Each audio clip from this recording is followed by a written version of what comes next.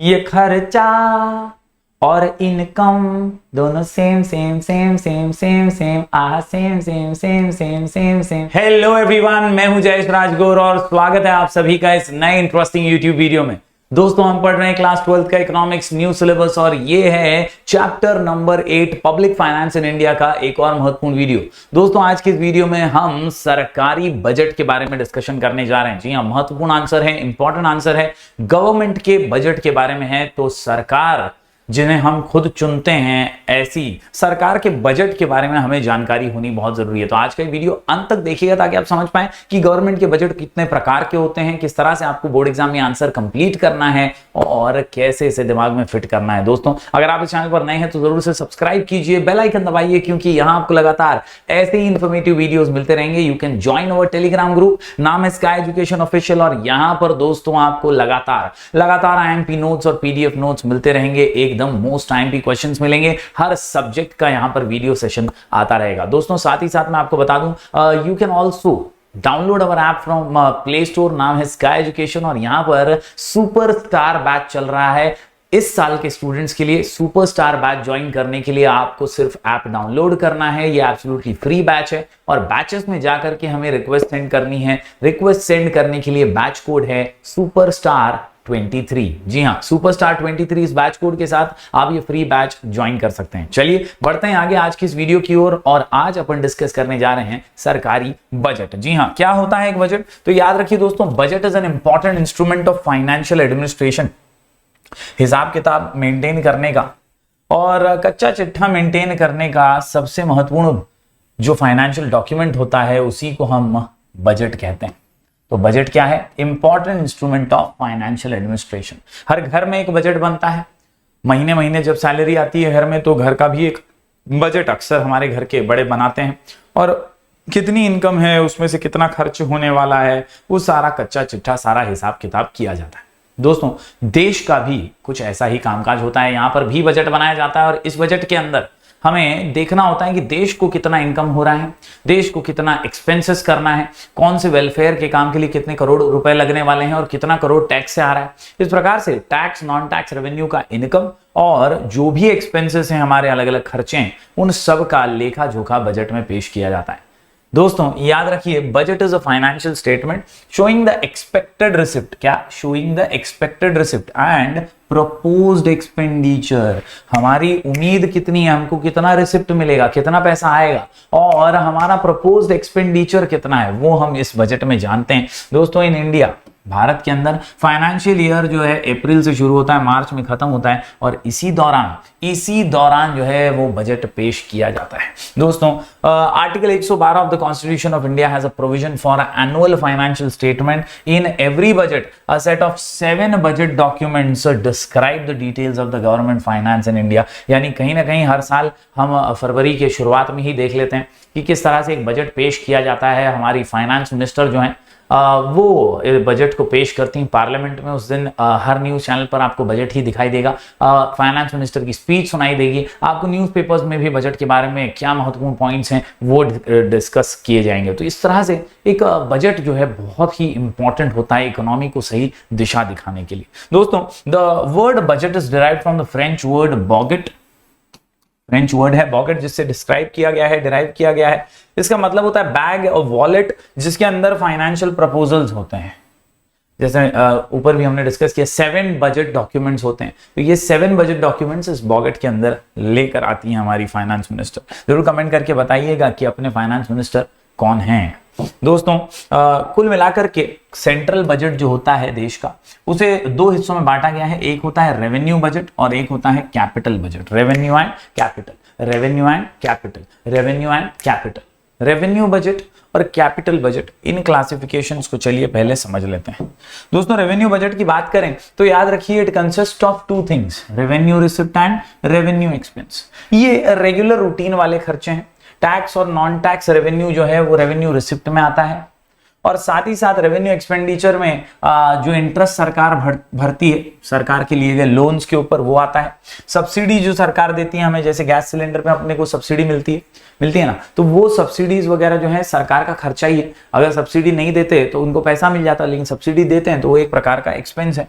Grant अगर सरकार ने दिया है किसी राज्य की सरकार को, तो ये सारे खर्चे आते हैं रेवेन्यू एक्सपेंडिचर में। रेवेन्यू रिसिप्ट में क्या आता है, टैक्स और नॉन टैक्स। और रेवेन्यू एक्सपेंसेस में हमारा जो है पैसा जो जा रहा है, जैसे कि इंटरेस्ट से जा रहा है पैसा, सरकार के बोरोइंग्स में, सब्सिडीज में हमारा पैसा जा रहा है, ग्रांट में जा रहा है, तो ये सारी चीजें रेवेन्यू एक्सपेंडिचर में डाली जाती है। उम्मीद करता हूं दोस्तों आपको ये कॉन्सेप्ट समझा होगा रेवेन्यू बजट और कैपिटल बजट का। कैपिटल बजट की बात करें दोस्तों, तो कैपिटल बजट जो है ये कैपिटल रिसिप्ट्स और कैपिटल जो एक्सपेंडिचर होते हैं ना, उन्हें कैप्चर करता है। Basically capital receipts and capital payment. Receipts के अंदर क्या आता है, रिसिप्ट के अंदर सरकारी loan raised from the public, reserve bank of India, disinvestment of equity holding. तो याद रखिए दोस्तों, कैपिटल रिसिप्ट क्या है, सरकार को जो पैसा आया है, कहां से आया है, सरकारी कंपनियां में जो शेयर्स होते हैं वो बेचकर, पब्लिक को शेयर्स बेच करके उन्होंने पैसे कमाए। हो सकता है रिजर्व बैंक से लोन लिया हो सकता है किसी फॉरेन बैंक से लोन लिया हो, फॉरेन इंस्टीट्यूशन से लोन हुआ। कई बार पब्लिक सेक्टर यूनिट्स बंद हो जाते हैं तो वहां से इन्वेस्टमेंट निकाल लेकर भी पैसा आता है। डिसइन्वेस्टमेंट बोलते हैं उसको, डिसइन्वेस्टमेंट इन इक्विटी होल्डिंग, यानी जहां पर इक्विटी था वो निकाल लिया क्योंकि वो बंद पड़ा था। तो ये जो पैसा निकाल लिया ये भी तो सरकार की इनकम है। ये कौन सी इनकम है, कैपिटल रिसिप्ट वाली इनकम है। सिमिलरली दोस्तों, अगर लोन वगैरह लिया है, loan received from the foreign governments and other foreign bodies, state deposit fund, special deposit etcetera, ये सब आता है कैपिटल रिसिप्ट के अंदर। तो कैपिटल रिसिप्ट मतलब जो भी पैसा सरकार को आया अपने कैपिटल से डिसइन्वेस्टमेंट वगैरह करके। दूसरी तरफ कैपिटल पेमेंट की बात करें तो कैपिटल पेमेंट ये सारा खर्चा है, यानी एक्सपेंडिचर है। किस पे, तो डेवलपमेंट के प्रोजेक्ट पे, कोई बड़ा सा ब्रिज का काम, कोई मेट्रो ट्रेन का काम, मोनोरेल का काम, बड़े बड़े प्रोजेक्ट्स में जब सरकार इन्वेस्ट करती है तो investments by the government, loans given to राज्य सरकार, state government and government companies को लोन दिया है। कॉर्पोरेशन जो महानगर पालिका, नगर पालिकाएं हैं, लोकल बॉडीज हैं, कोई पार्टीज हैं, उनको लोन दिया है। तो besides it includes expenditure on social and community development as well defence and general service पे जो खर्चा करते हैं, गोली बारूद बम बनाने में या हथियार गोली बारूद खरीदने में, ये सारा खर्चा भी कैपिटल एक्सपेंडिचर में ही आता है। तो दो हमने क्लासिफिकेशन देखे सेंट्रल बजट के दो क्लासिफिकेशन में, रेवेन्यू बजट और कैपिटल बजट। रेवेन्यू बजट में याद रखिए रेवेन्यू रिसिप्ट और रेवेन्यू एक्सपेंडिचर, और यहाँ कैपिटल में हमने याद रखा है कैपिटल रिसिप्ट और कैपिटल एक्सपेंडिचर। उम्मीद करता हूं दोनों ही आपको समझे होंगे। अब आते हैं कुछ टाइप्स पे। बजट तो ये दो तरीके से बनता ही है, इसके कुछ टाइप्स हैं। क्या है वो टाइप्स, तो भैया तीन प्रकार के बजट हैं। एक है बैलेंस्ड बजट, दूसरा है सरप्लस बजट और एक है deficit budget. Balanced, surplus, deficit, balanced, surplus, deficit, balance, surplus, deficit, balance, surplus, deficit, balanced budget, surplus budget, deficit budget. चलिए देख लेते हैं क्या है खास इसमें।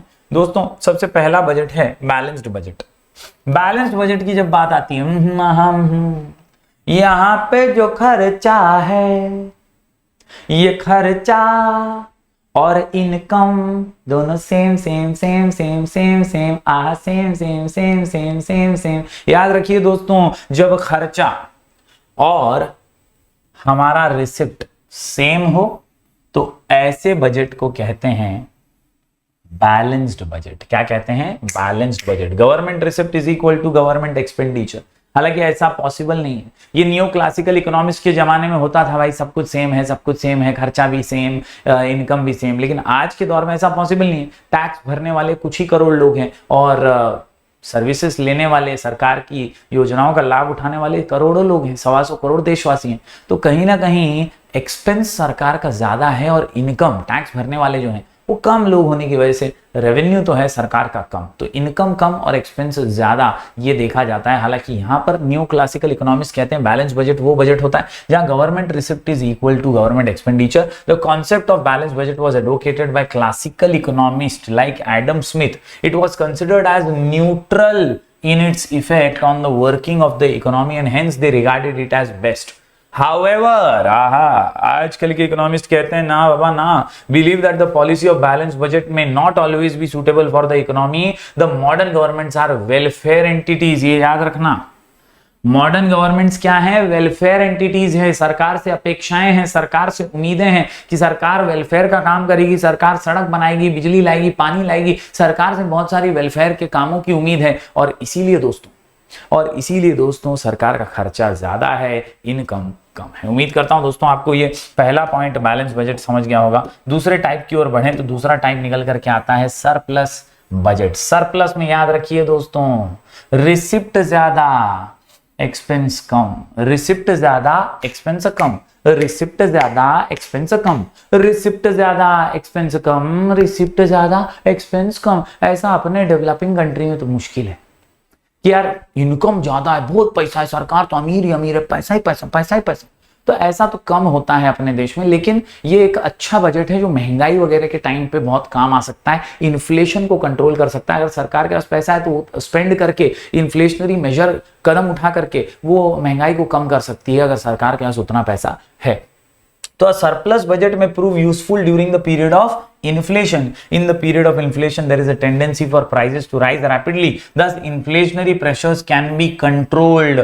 inflationary pressure को कंट्रोल किया जा सकता है सरप्लस बजट के यूज से, लेकिन surplus budget should not be used in situation other than inflation. Inflation के अलावा और कोई सिचुएशन में इसे यूज नहीं करना चाहिए, क्योंकि यार लोग आलसी हो जाएंगे, बेरोजगारी बढ़ जाएगी, लोगों को लगेगा सरकार के पास पैसा है, दे तो रही है, काहे को टेंशन लेने का। कहीं ना कहीं दोस्तों सरप्लस बजट जो है ये अनएम्प्लॉयमेंट के लिए जिम्मेदार हो जाएगा, लो लेवल्स ऑफ आउटपुट होगा इन एन इकोनॉमी, और इसीलिए इसे सिर्फ इन्फ्लेशन में यूज किया जाना चाहिए। आखिरी बजट के टाइप पे आ जाते हैं। सरप्लस बजट के बाद आखिरी टाइप जो आता है निकल करके वो है डेफिसिट बजट। कौन सा बजट? Deficit budget. ये हमारा तुम्हारा अपना सबका बजट है। याद रखिए दोस्तों, यहां पे क्या होता है?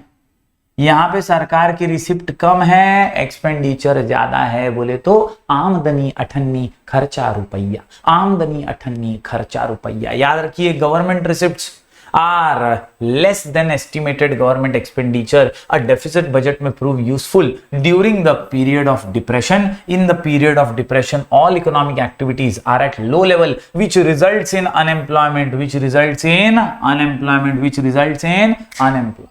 तो इस प्रकार काम आसान हो सकता है। This can be checked by increasing government expenditure bye borrowing money and through deficit financing. याद रखिए कि कहीं ना कहीं ये जो मंदी का माहौल है, ऐसे माहौल में ज्यादातर ऐसा ही बजट यूज किया जाता है जहां सरकार जो है वो ज्यादा खर्च करती है। कहीं ना कहीं सरकार को पता है रिसिप्ट कम है, एक्सपेंस ज्यादा है, और ऐसे में डिप्रेशन के माहौल में बहुत ज्यादा ये बजट जो है डेफिसिट फाइनेंसिंग काम आती है। याद रखिए, this will increase employment and aggregate effective demand for goods and services which would encourage further investment. इस बजट से इन्वेस्टमेंट की अपॉर्चुनिटी बढ़ेगी। आप सबने देखा ही होगा ना कि मार्केट जब क्रैश होता है तो लोग ज्यादा इन्वेस्ट करते हैं, क्योंकि उनको मालूम है अब तो उठेगा।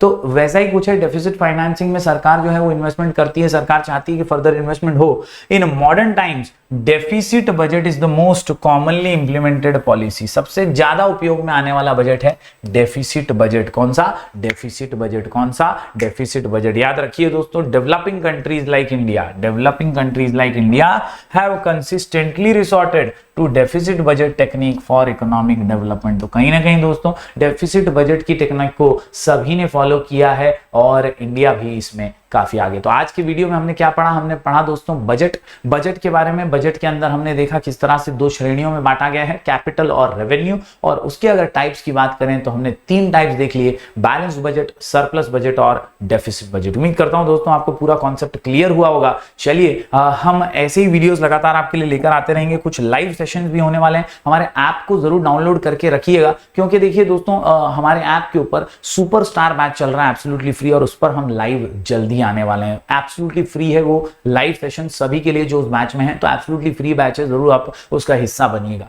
बात करें दोस्तों यहां पर इंपॉर्टेंस ऑफ बजट की, तो बजट तो महत्वपूर्ण होता ही है। It is very important.